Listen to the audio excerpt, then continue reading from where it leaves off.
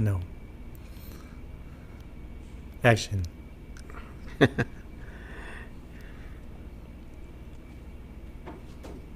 And published. Oh, that's not what we wanted. Oh, like it. Sorry, technical difficulties.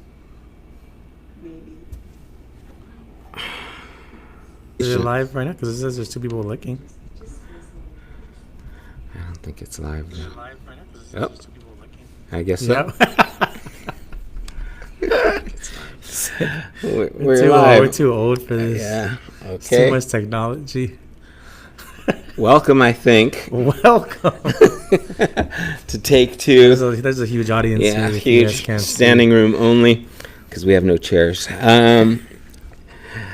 Anyway, thank you for sticking with us through our learning period. I think it's pegging over here. It seems like it's going red. See. Okay, there you go. Turn it down a little bit. Slightly. Yeah, All right. How about that? that looks Okay, good. cool. And we're leaning towards it too, so it might be Yeah. good. Anyway, welcome to Take Two. Glad you could be here. We do have some big things coming up. We are going to be meeting again starting in November, and it was November 28th, as I recall.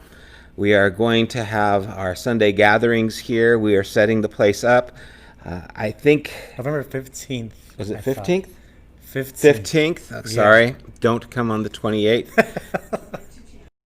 Subject to change. Yeah, it is subject to change depending on how things go. But our plan is to open up, and it's going to be, a little bit different. There's not going to be the coffee being served. We are going to be wearing masks.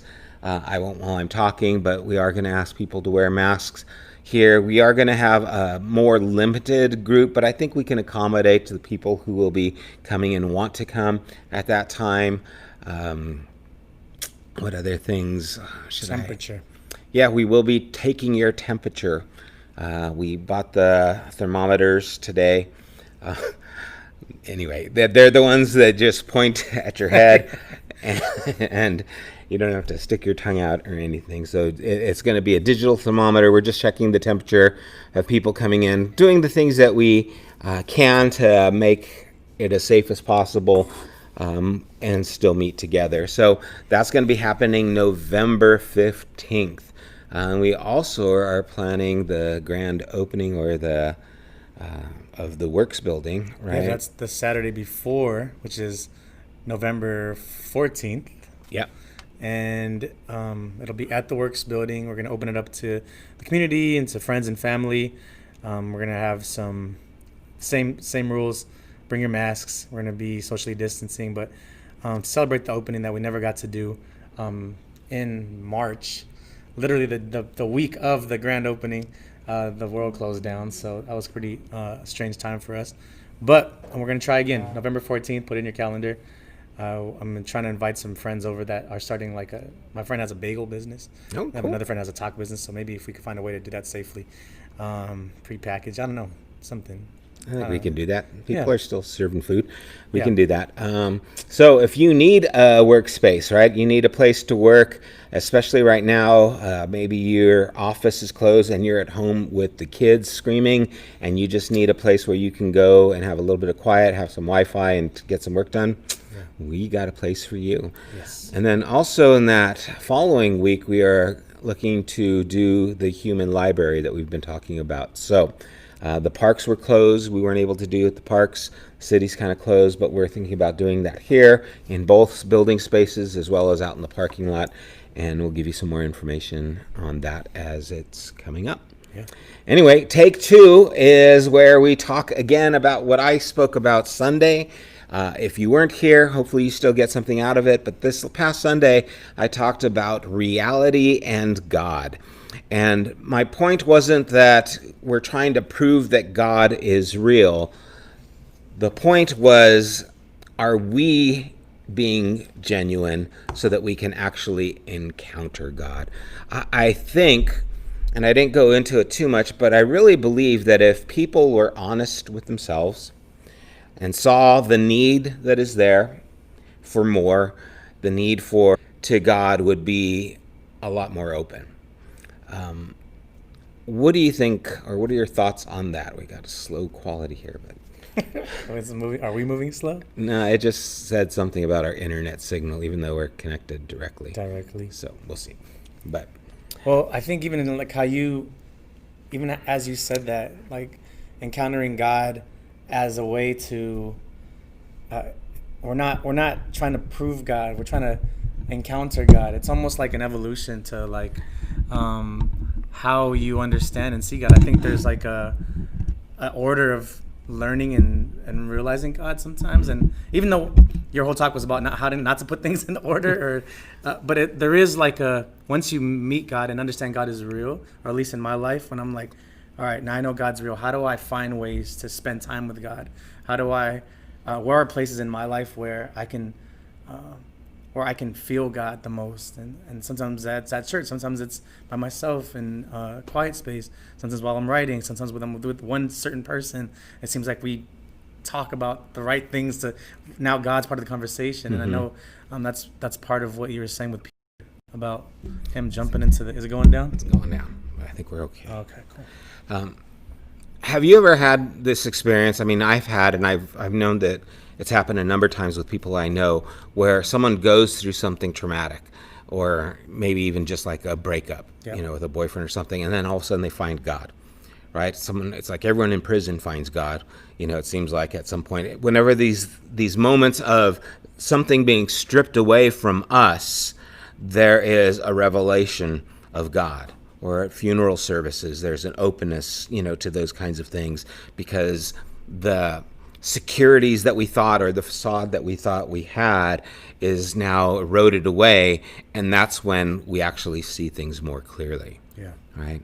And I think that's why children have such a connection to God. It's not hard for children to believe in God, because they're kind of like swimming in God, right? They like speak God. Right. And it's just part of their nature. And so for them, that dependency, that need is always present. And so God is kind of always present. Nice. And I really think that that's at the heart of what we're trying to get to, is being open enough to see the brokenness in our lives that allows us then to actually see God's wanting to extend himself to our lives. Do you think there's kind of like a magic recipe or ingredient as far as like being brokenhearted or in a low place that God seems to show up? Or why do you think that so many people find God in jail and prison and low parts in their life? Because I mean, in a lot of ways, I find that to be true. Why do you think that's such why is that true? I mean, I think the scripture tells us that God is near the brokenhearted. And I think the reason that that's true is because that's when we are real. That's when when we're sensitive. There's a sensitivity to our lives spiritually that opens up when these things happen. And so it kind of allows us to hear a little bit more clearly what is drowned out by pride, ego, distractions, whether it be money or entertainment. So many things can distract us. When those things kind of get silenced, then I think we're able to hear more clearly. I used Luke 5 as an example, where Peter is fishing, and he's fishing all day, and he's wrapping up, and Jesus says, "Hey, let's go out again." Yeah. And Peter's like, "Okay, you said so." And then the fish come into the net, and it's almost breaking the net. And it was one of these experiences where, like, oh my gosh, this is happening. And he was brought face to face with this. Okay, I'm not ready to deal with this. And his response to Jesus was, "Depart from me," right? I'm a sinful man. And that's when Jesus stepped closer. Right? It's when Peter said, I'm the wrong person for the job. And Jesus says, "No, that's the right person for the job." Yeah. And then he said, "I'm going to make you fisher of men." It was almost that in his emptiness became the openness for God to fill. Right. Right. I like how you in the talk you talked about it like a job interview or something. He was like, "Yeah, what kind of job interview do you not give your best? Like, do you say, I'm not the right person for the job? Yeah. And depending on who your boss is or what they're looking for, it makes me think about, those helpful Honda people, those commercials, you know what I'm talking about? Yeah. There was like an inside video about that. And I guess the people that they chose to be the helpful Honda people, they actually worked for Honda, but they weren't that wasn't their job. They were like either salespeople or techs. And the helpful Honda people, they put them in a scenario where they were not in work. Like they were looking for people who were actually helpful. So they like did like a potluck or something. And so they had they from maybe a point of view from like a hidden camera. They were like, oh, look at that person. He's serving. That person's cleaning up without being asked. They weren't in a work scenario, but they were looking for workers who were working when they weren't being asked. I kind of think that's what Jesus was looking for in that, at that moment. He was like, depending what your boss is looking for, that's where the promotion could come. And I think if you're ready to receive, it doesn't matter. As long as you're moving in what you're called, like that's what he was called to be all along. I mean, humble, receiving. He was doing the things that Jesus was teaching without even being taught. Almost, I was like, yeah. Yeah, and again, it kind of goes to that point where Jesus went to the people who were, he was the friend of sinners. He was at their parties, and he was called a drunkard and a glutton.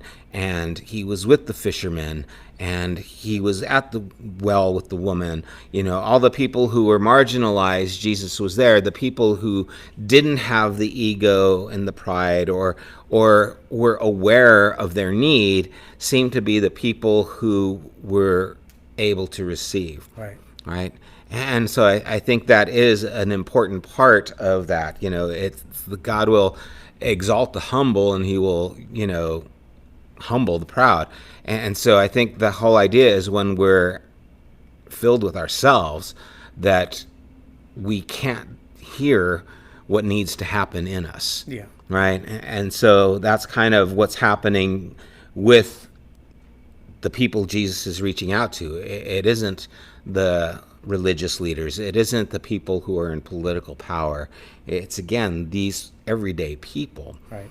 And for some reason, we want to be the people who have importance when God is trying to help people see their importance where they're at. Right. So there's kind of this, I'm trying to be important, and we're missing the importance that's already there. Right, that God is wanting to pull out of us and help us to see. And so I think that the trap is what Jesus warned the Pharisees or the disciples is, beware of the leaven of the Pharisees, which is hypocrisy. Right. And there's so many ways that we can be hypocrites, right? I mean, there's so many ways that we put on a facade. I think I started off with one of Michael's poems where he says, God, let it be the real you that I pray to, and let it be the real me that prays, right? And that idea of, don't let me be the hypocrite. Don't let me be a pretend. I'm going to say the good words, and I'm going to say the right things, and I'm going to impress people, or at least, give this air that I've got everything together. I remember one time, it was Heaven Miller, who is here, when she was young, and we first started Genesis. We were meeting at John and Tammy Ellis's house, and we were having a prayer, and I forget what she prayed, but I remember she prayed, and everyone was just like, oh my gosh. And that's why kids pray, right? It's like, it just stood out as being so honest, so open, so void of anything that was, tainted with this idea of ego. Right. And it just stood out. And I think those kinds of things are really what we're trying to get to, is the heart of that. Okay, I need to be real, even if it's messy, right? And even if it's Peter, I'm a sinful man. You don't know what's going on here. And he's like, oh, I do. Yeah. But that's where I need to be, But what would you tell somebody that was like struggling with the idea that who they are is who they think is the real person? I don't know. I think when we say that, it's easy, and we might. I know what you're talking about, because I kind of played both fences, and I've prayed trying to make this big spectacle of all the Christian words I knew, and just say the right things, and asking God to like show up when I didn't even mean it. But let's say someone's maybe beginning their faith walk and having interactions with God for the first time. What do you mean by maybe dig deeper into hypocrisy, or what the real you would look like if you've never been tainted maybe by the church? And that maybe tainted by the church is a weird thing, but I understand what I'm saying when I mean that. Well, I mean, that's the strange thing about pride. It's the one thing that everyone else can see, but you can't. Yeah. Right? Yeah. Everyone else is more aware of it in you, but you're not aware of it in yourself. And so I think that's something that God tries to reveal in us. You know, I think Jesus tried to make the Pharisees aware of that in the things he say. You know, you clean, the outside of the cup, but the inside's filthy, those kinds of things. And he was trying to make them aware of those kinds of things. And then there's some like Nicodemus who heard and responded, and then there's others who didn't. I think God is always trying to speak to the core of who we are, because that's all he can speak to. Yeah. Right? He's not going to talk to a false self. And so if his words are penetrating, it's penetrating who we really are. And if it's not, or it's being deflected, it's because the other, the shadow self is hearing it and filtering it to you, right? But God's speaking to you. He's speaking to me directly. He's not speaking to the ego. He's not speaking to the shadow. And so then it's up to us. Are we going to hear who he's speaking to, or do we cloud it? And I mean, that's just an illustration. It's a lot more, I think, complicated than that. But that's really, I think, how it works. I think God only deals with the genuine. He's not going to tolerate, and that's why he didn't tolerate the Pharisees.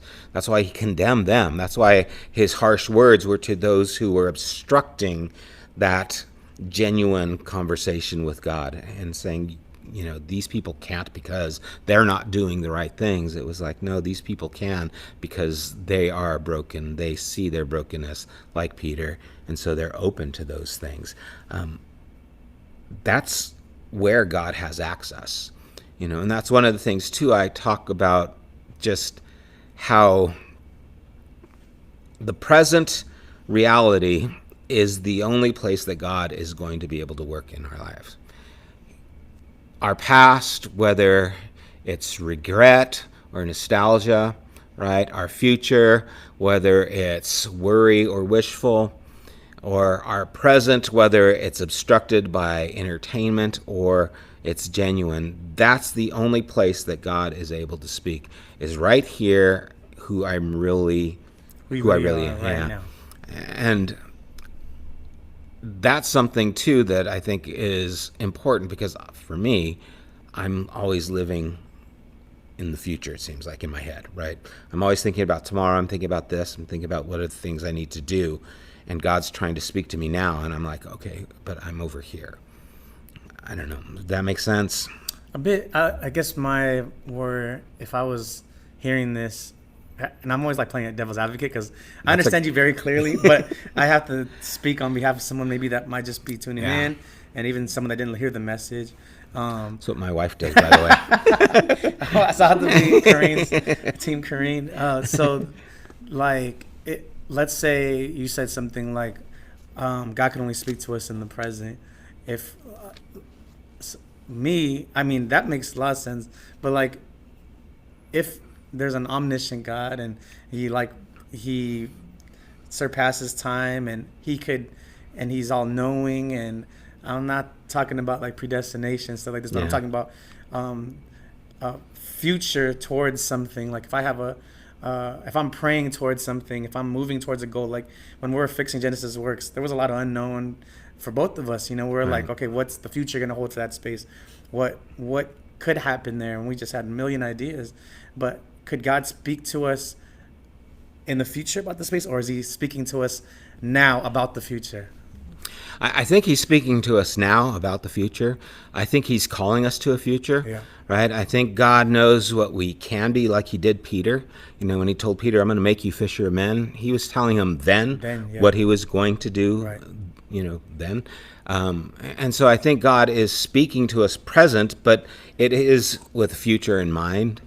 What happens, I think, is we get caught up on this idea of I'm not good enough, or I should have done this. Oh man, I ought to do this. Or I'm always hearing people say, I know I shouldn't say this, but I really don't trust God like I should. I really, shouldn't say this, but, and it's always this kind of, oh, I ought not to, I shouldn't. And we have this kind of self-condemnation in our mindset already that is blocking what's trying to happen, right? God's trying to call us out, and we keep saying, oh, but I'm like this and I'm like this, and I know I should be better. I know I shouldn't do this and I shouldn't do that. And we have that,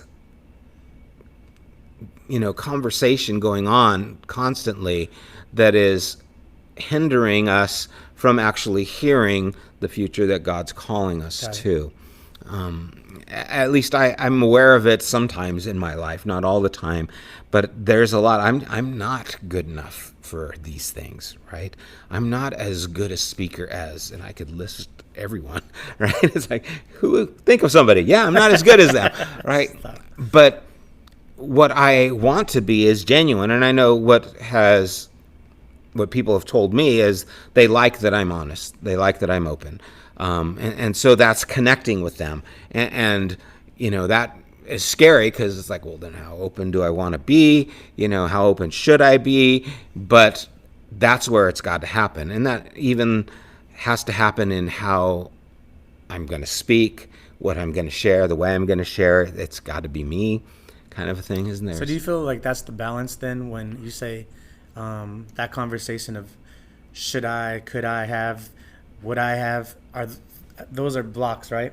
But in the scenario that you spoke of right now, that was like, I want to be genuine, but now I'm starting to debate, should I be this genuine? Because that's a should have too, but it's inside of the line. So I think that's where like the balance comes in, because it's like you probably should have those conversations eventually, but when you get to the point of maybe the genuine place, because the should-haves could block you.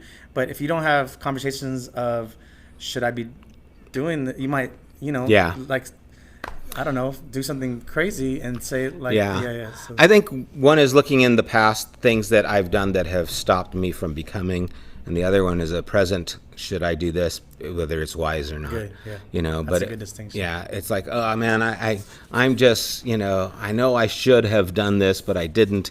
That's condemning you from moving forward, where it's like, should I tell you this because you tell everybody everything, right? Then that's a different kind of scenario. There it is. The condemning, like if the should have feels condemning, then it's probably a voice coming that's not from God. And the condemning conviction is one of those discernments that's hard, right? Conviction is pulling us into that future. Yeah. Right? Condemning us is holding us to that past. Condemning versus conviction. Yeah. The should would live in both of those worlds though. So it's like, is it condemning or is it convicting? Yeah. Yeah. Yeah. So should can be both. Yeah. So it's should could be a good thing or a bad thing, audience. Yeah.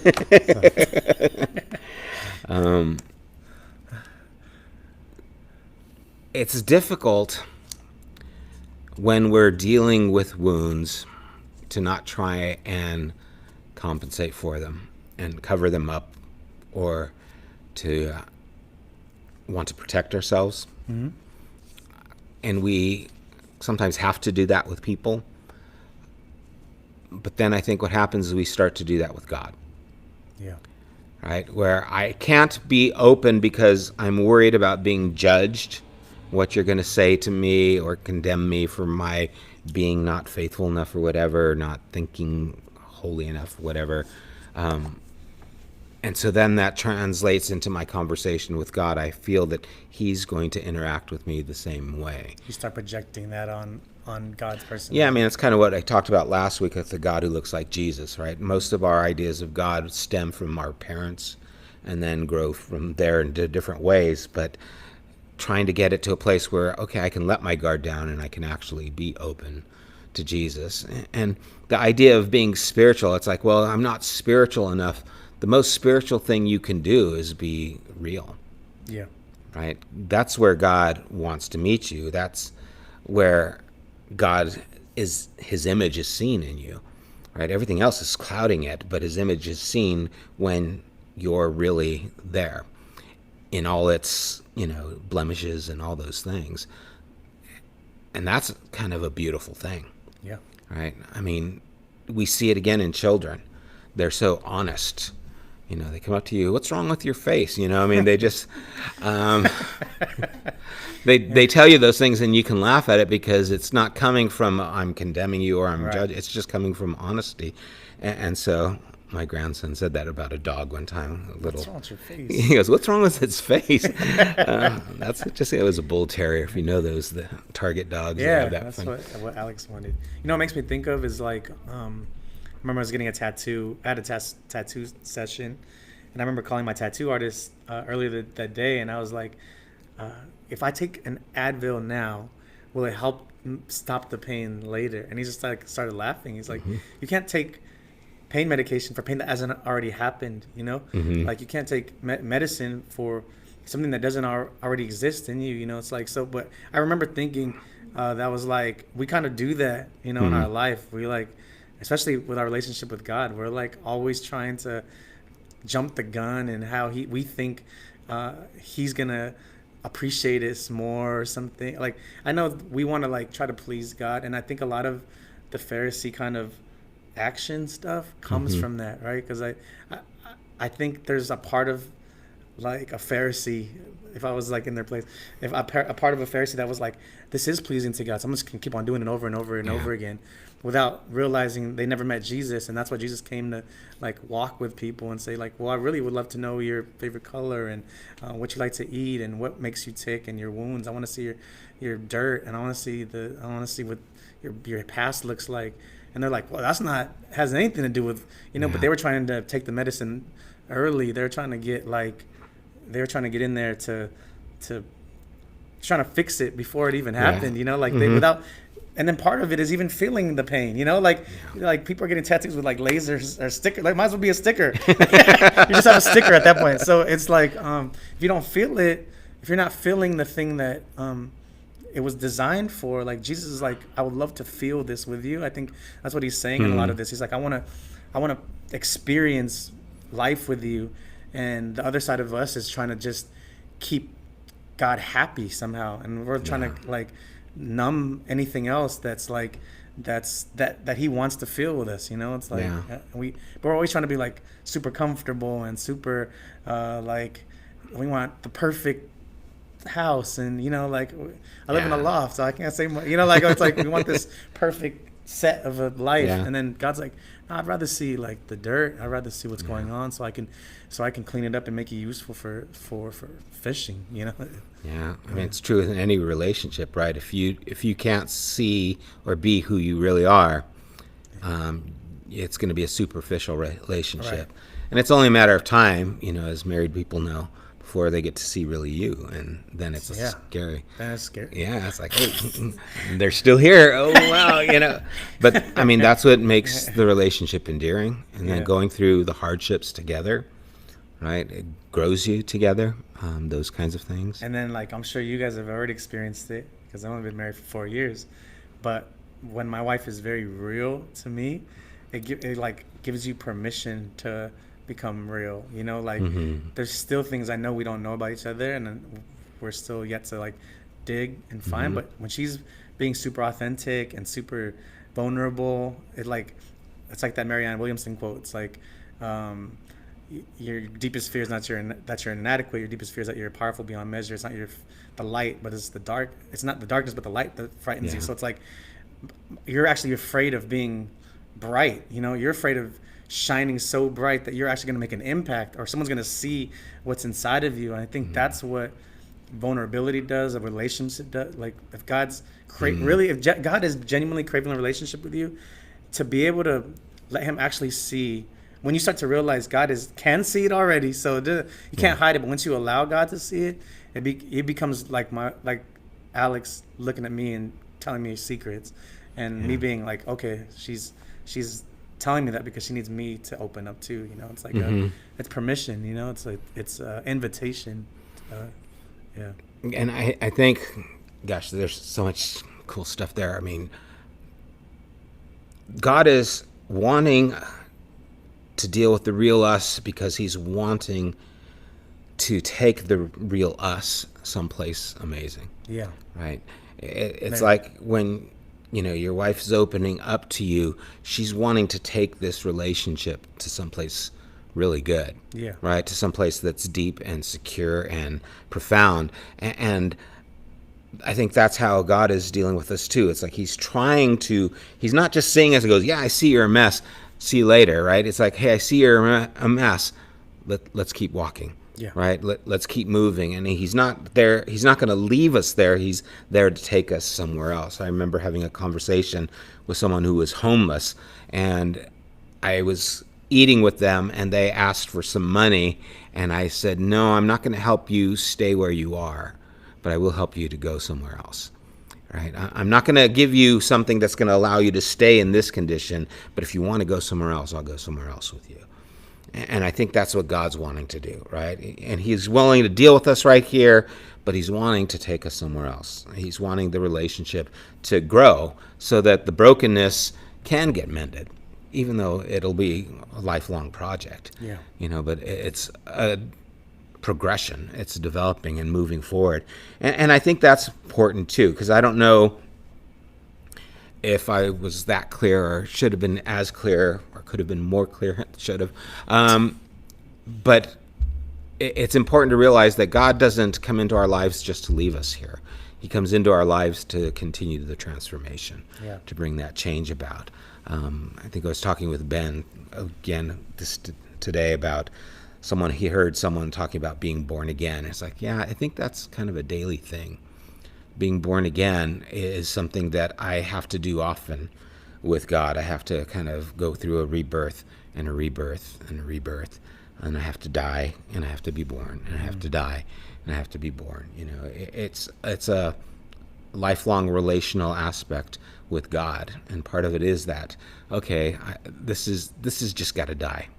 Right, this part of me that I now see, I gotta let it die, and then God is able to help me kind of resurrect again. But it'll never die if I don't name it. Name it and turn away from it, and like that's what the whole repenting thing. Yeah. Like when I finally understood what repenting was, it was like turning away, changing your mind, like literally about facing and moving in the opposite direction. You start to understand, like, you're asking for forgiveness for this thing every day, and you've never turned away from it, Mm-hmm. And sometimes it's harder than others. It could be an addiction, or it could be a relationship that's been toxic for so long. But if you don't start there, the turn away, with the naming of it and involving God, I think it'd be impossible. Yeah, I think that's key too, is involving God.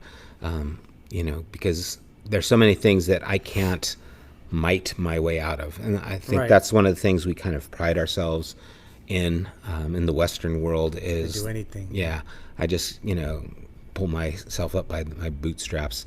I'm reading Rob Bell's newest book, Everything Spiritual, and he's talking about how he was going to be super pastor, and he did 3 weddings in one day. Yeah. And he said, instead of when they called saying, no, I can't, he said, well, what time? Because he just had this idea, I'll just do everything, till he finally said, I can't, right? But that mentality, I just got to do it, I got to do it. And we think we can without help, and that's the problem.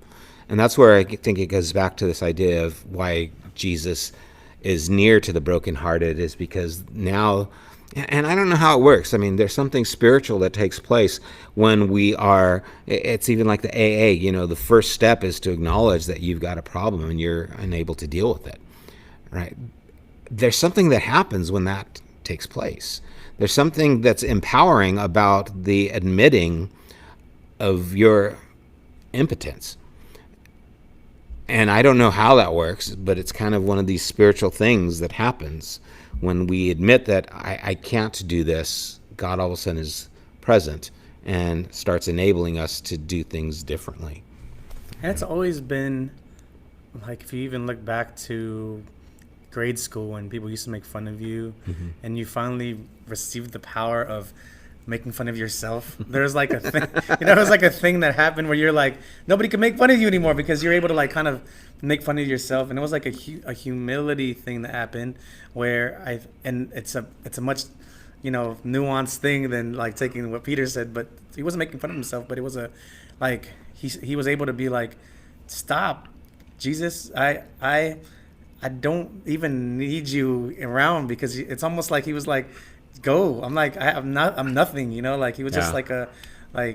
and that was enough for Jesus to be like, all right, now you're in charge. That was a weird thing that Peter was probably freaked out, because he was like, what did I just told you to get away. I told you I don't want a part of this, but Yeah, and you think about, Peter's conversation up to this point, he's a fisherman. We know that if he's going back to a trade, then he probably didn't make it as a disciple of any of the rabbis, right? All the different, schooling that was there, the rabbis would take the best of the best of the best, and only they got to be disciples. Right. And whatever Peter was, he wasn't that. Right. And he was back fishing, which is probably his father's trade. So his conversation is already one where, you're not good enough to be that.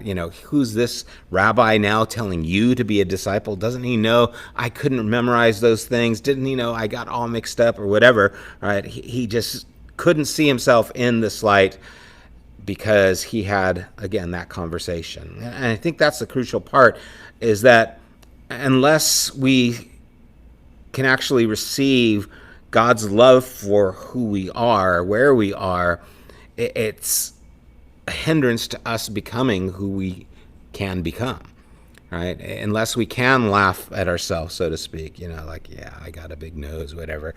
You look at comedians who do that. They make jokes about their weight and their, ethnicity, all those things, right?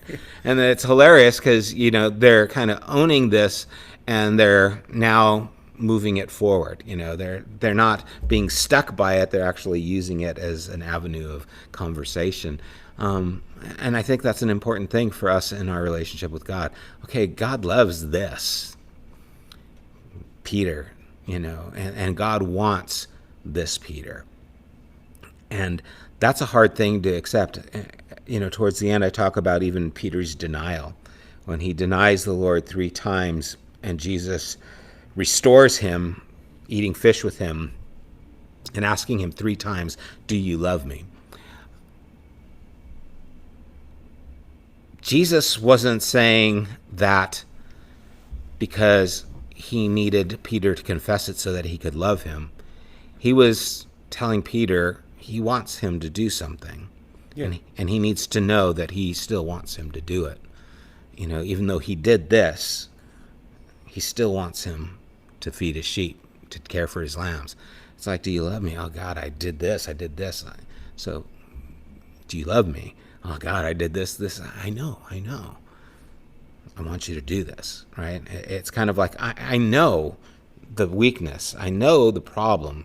I still want you, right? And I don't know, it gets me choked up just thinking about that God would go to the hardest place of that brokenness and that denial that just happened, and touch that and say, right here, this is where we start, right? Yeah. It's like, that's tender. Yeah, he was not only saying that's Peter, but he was telling, like he was making it. It was like saying 3 things at one time. He was saying like I love you, like I know you love me, move forward or something. Like there was like a lot in by him saying it so many times. Yeah, I think he was really getting to the root of Peter's condition. Right. And he was saying, no, I want to start where it's really broken. Right. We're not going to play the game. I don't care. I can accept that you think you love me, but you're not really sure. Okay, I'll take that. Yeah. It's like, Lord, you know all things. You know how and the word that's used there in the Greek is phileo, I'm fond of you.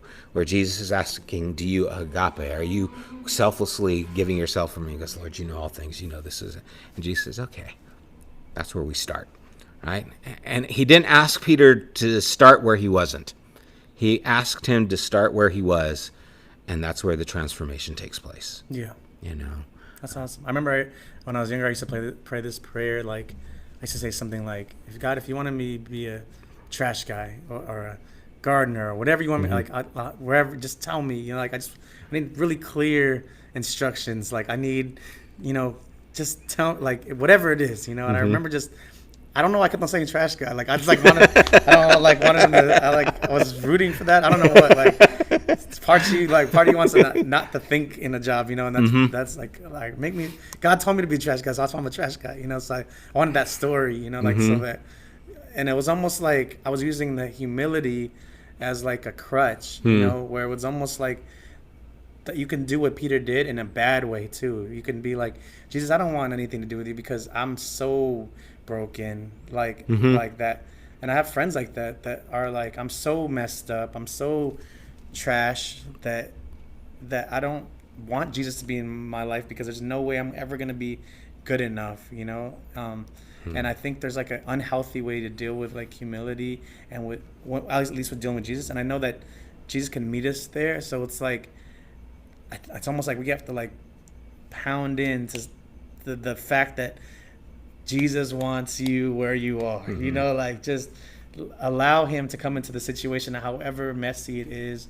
I have some friends dealing with some really heavy stuff right now, and they're coming to me crying, and I'm not gonna put the business out there, but I just know like there's a reason that he's saying like that he's giving these examples of like meeting people where they're at. I mean, it's Jesus. Jesus is God in the flesh, and it's like if you could see how God's personality is, it would be Jesus, Yeah, I shared the story of the woman who was caught in adultery, right? She's brought out in front of Jesus naked, ashamed, right, of all this, that she's just publicly being shamed. But she was in the closest place of receptivity in that scenario. She was closer to receive from God than all the people who were ready to throw stones. Right? Yeah. Because she was at a place where, okay, this is it. I'm open here. I'm naked. I'm ashamed. Kind of going even back to that garden situation. And Jesus says, I don't condemn you. And then again, he doesn't leave her there. He says, now go leave that life of sin. It's like, let's go to somewhere else better. In 1 John, I shared this at the end. By this we shall know that we are of the truth and reassure our heart before him. For whenever our heart condemns us, God is greater than our heart, and he knows everything. Right? He knows everything, and he's greater than our hearts that condemn us and say, I'm a screw up, I can't do this, I'm not good enough, I'll never make whatever it is, right?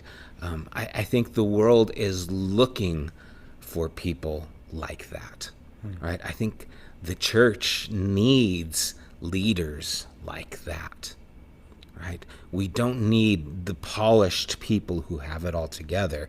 We need the people like us who have the scrapes and bruises from the mistakes to say, hey, look see this broken arm? Yeah, God took me here and he's leading me somewhere else. Yeah, you see this, messed up, mind or whatever, it's going from drugs and what have.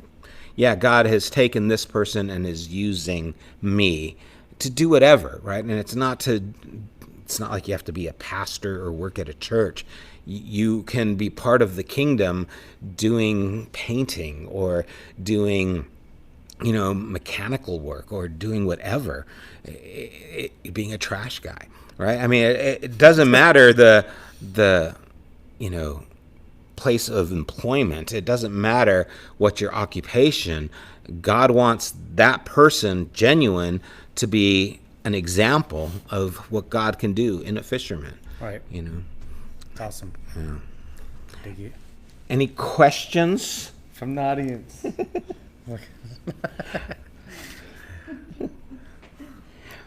Well, I didn't look to see if there was any questions here. If you guys... Nope, no questions. All right. Oh.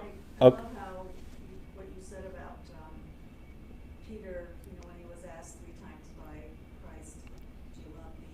Mm-hmm. I've heard so many sermons about the agape and the phileo, and I did all those studies,